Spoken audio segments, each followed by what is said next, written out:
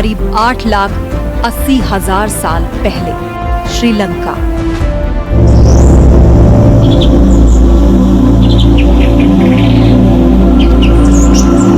प्राचीन से भी प्राचीनतम सभ्यता, जिसके रहस्य आज भी ज्ञान विज्ञान की समझ से परे है।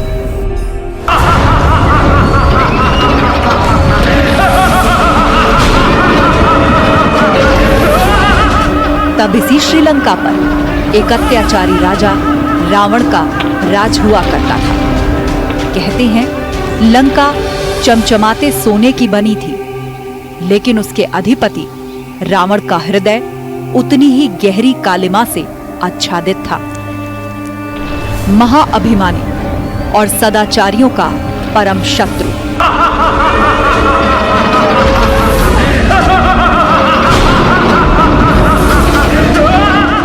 विप्रधेनु सुर संतहित लीन मनुज अवतार, निज इच्छा निर्मित तनु माया गुण गोपार। प्रभु राम जी का जन्म धरती से अत्याचार करना उनका मुख्य उद्देश्य था। बताया नहीं कि कहा देवताओं से कि मैं आपके लिए ही ये मानव रूप धर करके और पृथ्वी को असुरों से हीन करूंगा।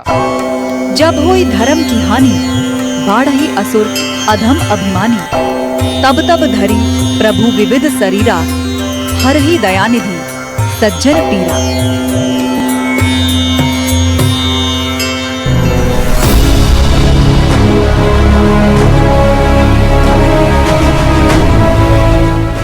इसी हेतु से शुरू होती है मर्यादा पुरुषोत्तम श्री राम की अंतहीन कहानी। है भगवान क्या रमन्ते योगिनो जस्मिन् नित्यानंदे चिरात्मनि इति राम परिनाशु पर ब्रह्मा विधि। भगवान का अवतार रावण को मारने के हुआ, राक्षसों को मारने के हुआ, ऋषियों को दर्शन देने के लिए हुआ। इसी प्रकार से मानव अवतार जो है मनुष्य को शिक्षा देने के लिए हुआ। श्रीलंका से करीब 3,500 किलोमीटर दूर कौशल राज्य की राजधानी साकेत।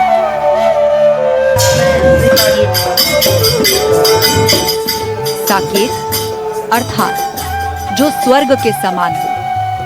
इसी साकेत को आगे चलकर नाम मिला अयोध्या, अर्थात जो अयोध्य है, जिससे युद्ध नहीं हो सकता।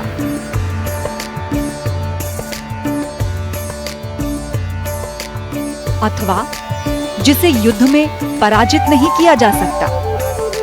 इसी अयोध्या नगरी का समीपवर्ती है श्रृंगेश्वर धाम, यानी मखौड़ा धाम।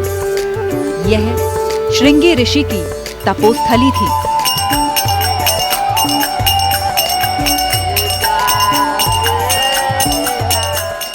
सुर समूह विनती करी, पहुंचे निज निज धाम। यानी ये जो देवता गण थे, इन लोगों ने परमात्मा से विनती किया। जगत जो है इसके बाद परमात्मा श्री राघवेंद्र सरकार का प्राकट्य होता है।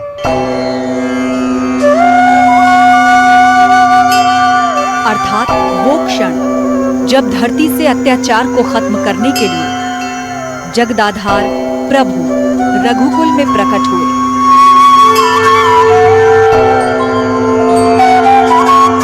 विप्रधेनु सुर संतहित लीन मनुज अवतार, निज इच्छा निर्मित तनु माया गुण गोपार।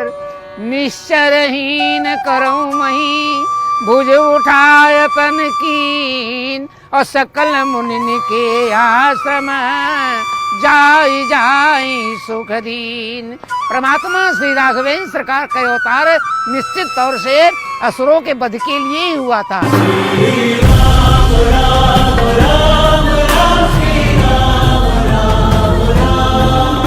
आज का दिन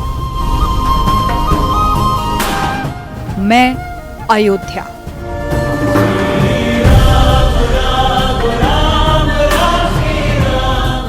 आइए एक नए कोण से, नई दृष्टि से आपको दिखाती हूं मेरी गाथा।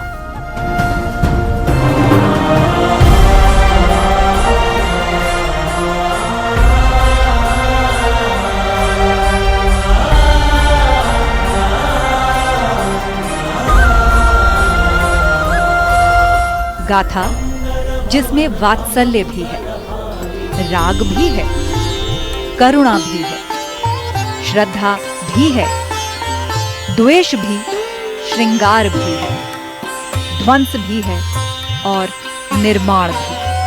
अयोध्या जो है कई बार पूर्ण रूपेण से ध्वस्त हुई, विनष्ट हो गई और द्वितीय अयोध्या यदि विस्तार करने का काम किया तो विक्रमादित्य जी ने किया। कहते हैं अयोध्या में राम के काल की अब सिर्फ 2 चीजें बची हैं, एक पतित पावनी मां सरयू और दूसरी अयोध्या की माटी। बाकी जो कुछ भी है वो है संघर्ष और अंततः पुनरुद्धार। मनु ने इस नगरी को बसाया तो यहाँ जल नहीं था, जल का अभाव था। विष्णु के नेत्रों से आंसू गिर पड़े, जिस आंसू को ब्रह्मा जी ने, क्योंकि अमूल्य आंसू थी, उसको अपने कमंडल में रख लिए। उन्होंने वो कहा कि देखिए अब इस गंगा को हम देते हैं जो भगवान के विष्णु के नेत्र से ही है, इसीलिए इन सरयू का नाम नेत्रजा है। मैं काल के कपाल पर उल्लेखित वो शिलालेख हूं जो युग परिवर्तन के बाद भी अर्थवान है, सजीव है, अंतस में अनेक युद्धों का निःशब्द गर्जन समेटे अयोध्या, मैं अयोध्या हूं। द्वैच 10 योजनानि महापुरी, 12 योजन और 3 योजन, तो 3 योजन चौड़ी 12 योजन लंबी। कि पहला द्वार जो पश्चिम का था वो वर्तमान समय में जो लखनऊ है वहां था। मैं ही वो अयोध्या हूँ, पावन सरयू जिसके आज भी पांव पखारती है। भगवान राम की कुंडली में निर्दिष्ट वो भूभाग हूँ जिसे विष्णु के अवतार ने धरती पर आने के लिए चुना। मनु और शत्रुपा, दशरथ और ये कौशल्या शत्रुपा हुई और मनु हुए दशरथ। तो उन्हीं कुल में कहा कि मनुष्य सहित मनु ये अवतारा लई हूँ जिनकर वंश उदारा, इसलिए भगवान का अवतार की अयोध्या में ही हुआ। मैं वही अयोध्या हूँ जिसने अपने आंगन में साक्षात परम ब्रह्म को घुटनों के बल चलते देखा, काग के पीछे भागते, रूठते, रोते, रिझाते, खिजाते देखा है।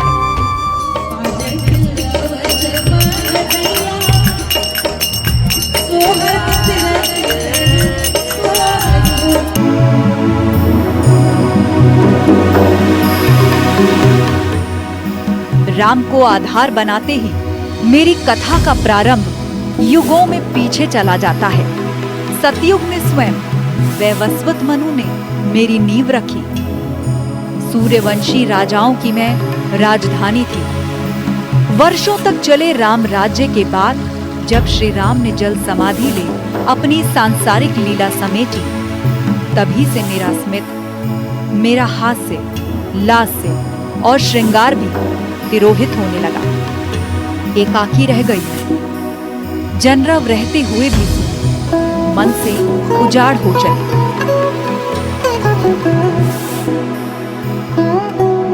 निर्माण में समय लगता है और विध्वंस में समय नहीं लगता है। पहला अयोध्या का निर्माण जो है मनु शत्रुपा के द्वारा हुआ था। विक्रमादित्य ने अयोध्या का द्वितीय पुनर्निर्माण किया और अहोभाग की बात है कि अब अयोध्या का जो तृतीय निर्माण हो रहा है। मुझे मेरा हास्य, लास्य और श्रृंगार वापस देने के प्रयत्न नहीं हुए, ऐसा नहीं है। भगवान राम के स्वलोक गमन के बाद उनके यशस्वी पुत्र कुश ने एक बार फिर भग्न भवनों, प्राचीरों, तोरणों का पुनर्निर्माण कराया। इसके बाद मैं अयोध्या सूर्यवंश की 44 पीढ़ियों के राजकाज, उत्थान, अवसान की साक्षी रही।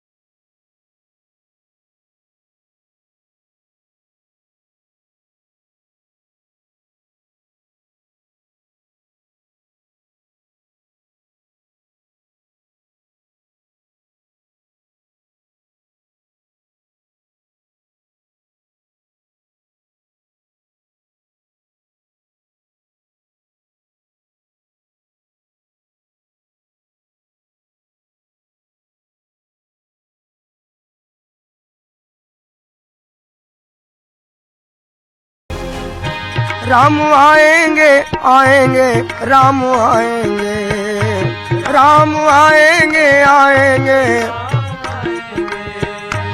मेरी झोपड़ी के भाग आज खुल जाएंगे, राम आएंगे, मेरी झोपड़ी के भाग आज। मैं अयोध्या ऐसे ही अयोध्या नहीं हूँ जिसके द्वार पर भक्त हनुमान चौकी लगाकर बैठे हैं और जिसके स्वामी के दरबार में सेवार्थ 8 याम उपस्थित हों। तो भला ऐसी अयोध्या कैसे अयोध्या न होगी। रघुकुल का नियम है, रघुकुल के वंश का ये नियम है कि बड़ा बेटा अयोध्या का राजा बनता है। तो लो कुछ इसमें दोनों बेटे मेरे बड़े नहीं हैं, हमारा तो बड़का बेटौना हमारे हनुमनुआ है। आपको जाना होगा तो वंश परंपरा के अनुसार हमारे हनुमनुआ को आप अयोध्या की गद्दी सब जाइएगा। परमात्मा ने वही काम किया, माँ जगत जननी के आदेशानुसार अपने बड़े बेटे हनुमनुआ को अयोध्या का राजा बना करके और तब जाकर गुप्तार घाट में जब समाधि दिए थे।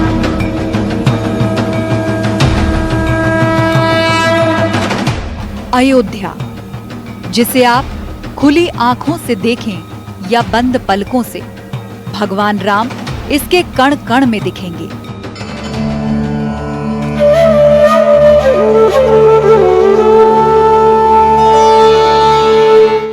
ये तो आप जान ही गए कि मेरा अस्तित्व अति प्राचीन है, इतना कि किसी भी कालखंड का इतिहास टटोलिए, अयोध्या किसी न किसी नाम रूप के साथ आपको मिल ही जाएगी। सतयुग में मैं अस्तित्व में आई, बसाई गई। त्रेता में प्रभु राम ने राज किया और वही कालखंड मेरे चिर अस्तित्व, चिरंतन पहचान का मूल कारक बना। फिर द्वापर में महाभारत काल में भी अयोध्या में दीर्घ यज्ञ नाम के राजा ने राज किया, जिसे बाद में भीमसेन ने परास्त किया। अयोध्या, मथुरा, माया, काशी, कांची, अवंतिका, उत्तरी कृष्णमार्जित ब्लैक पॉलिश्ड वेयर और रेड वेयर दोनों के साक्ष्य हमें अयोध्या में उत्खनन से मिले हैं। पुरातनता लगभग 7000 ईसा पूर्व तक जाती है। कलयुग में पौराणिक काल से बाहर आकर अयोध्या का इतिहास अगर देखें तो गौतम बुद्ध के समय मेरा उल्लेख मिलता है, जब कौशल के 2 भाग हो गए थे, एक उत्तर कौशल, दूसरा दक्षिण कौशल, जिनके बीच में बहती थी सरयू नदी। आध्यात्मिक रूप से परम वैभव का यदि कोई सबसे अच्छा स्थान हो सकता है तो अयोध्या है। इसलिए भगवान बुद्ध ने इस स्थान को अपने त्याग, तपस्या और समर्पण के लिए अवचुनन किया। करीब 600 ईसा पूर्व में राजा प्रसेनजीत के समय में मैं श्रावस्ती की राजधानी थी। गुप्त सम्राट स्कंदगुप्त अपनी राजधानी पाटलिपुत्र से यहाँ लेकर आए और मेरा नाम रखा अयोध्या। तब अर्थात गुप्त काल में मेरी गिनती बड़े व्यापारिक केंद्र के रूप में होती थी। उस समय व्यापारिक केंद्र के रूप में उत्तर भारत में एक प्रसिद्ध नगर था। 2 नगर, एक श्रावस्ती और एक अयोध्या। पूरे सरजू के रूट पे खाली अयोध्या ही मुख्य नगर था और जिसका गुप्तों के समय में व्यापारिक महत्व बहुत बढ़ गया था। शुंग वंश के प्रथम शासक पुष्यमित्र शुंग का एक शिलालेख अभी तक मैंने संभाल कर रखा, जिन्हें वैदिक धर्म के पुनरुत्थान का श्रेय भी दिया जाता है। आगे चलकर इतिहास के इन्हीं पृष्ठों, अभिलेखों में उल्लेखित तथ्य साक्ष्य के रूप में मेरी पहचान सिद्ध कराने वाले हैं। द्विरश्वमेध याजिनः, जो एक प्रत्यक्ष प्रमाण है कि पुनः सनातन धर्म को स्थापित करने वाला पुष्यमित्र शुंग अयोध्या में राज्य कर रहा था। बौद्ध काल में साकेत नाम प्रचलन में आने के बाद कुछ दशक ही बीते और पुनः मेरे मूल नाम अयोध्या से मेरी पहचान बनी। प्रमाण मेरे केंद्र स्थल से मात्र 24 किलोमीटर दूर करमदंडा गांव में मिलेगा। यहाँ एक शिलालेख है जिसे 435 ईसा पूर्व में गुप्त शासक कुमारगुप्त प्रथम के मंत्री पृथ्वी सेन ने लगवाया था। इसमें अयोध्या के ब्राह्मणों को दिए गए दान की बात लिखी है। कोसला दुर्यासमेध याजिना सेनानी पुष्मित्रस्य खष्टेन पिता फल्गुदेवस्य केतनम अकारयति। तो इस अभिलेख से ये जानकारी मिलती है कि सम्राट पुष्पमित्र शुंग के समय में जो है उन्होंने एक बहुत बड़े विशाल मंदिर का निर्माण भी कराया था।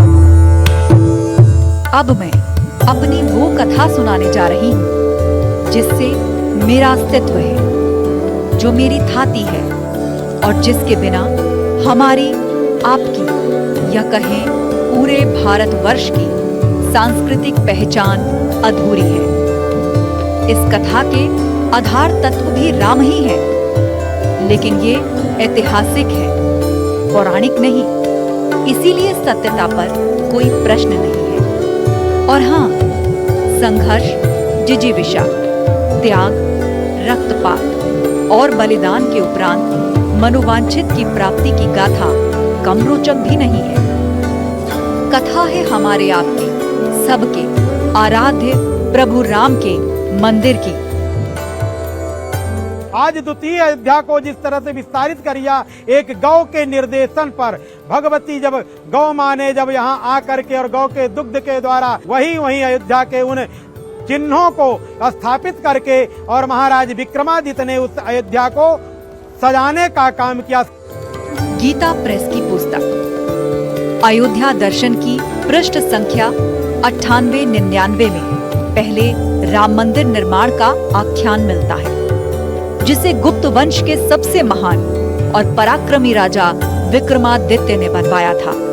यह निर्माण एक पृथ्वी के स्वरूप में एक गाय आई और वहाँ विक्रमादित्य आए और विक्रमादित्य ने कहा कौन सा स्थान है जहाँ जहाँ वो गाय गई है उसकी स्थल से दूर टपका है, वहाँ लिख दिया गया है कि स्थान है, यह स्थान है। उसके अनुसार से विक्रमादित्य ने अयोध्या का द्वितीय निर्माण किया। जैसे अयोध्या से श्री राम की कहानी जुड़ी है, ठीक वैसे ही राम मंदिर से राजा विक्रमादित्य की कहानी जुड़ी है। साक्षात प्रयागराज खुद आते हैं, प्रयागराज आकर के और अपने आप को पवित्र और अपने आप को धन्य समझते हैं अयोध्या आकर के। इसलिए उसी समय से विक्रमादित्य का यह नेत्र खुला और विक्रमादित्य आकर के वह प्राचीन अयोध्या को खोज करके और अयोध्या को बसाने का काम किया। सतयुग की अयोध्या को कलयुग में विक्रमादित्य की खोजने और संवारने का जिक्र रुद्रयामल ग्रंथ में भी मिलता है। कहते हैं कि राजा विक्रमादित्य ने 148 तीर्थों में कुल 360 मंदिरों का निर्माण कराया था, जिनमें मेरे राम का मंदिर भी शामिल था।